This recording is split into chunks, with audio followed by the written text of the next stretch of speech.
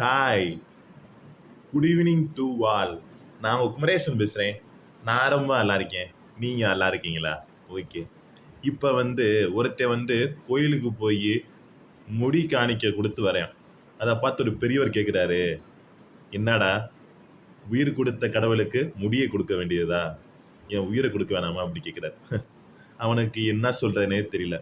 அதனால் இந்த உலகத்தில் யார் எப்படி வேணால் இருக்கட்டும், நீங்கள் உண்மையாக நேர்மையாக இருங்க.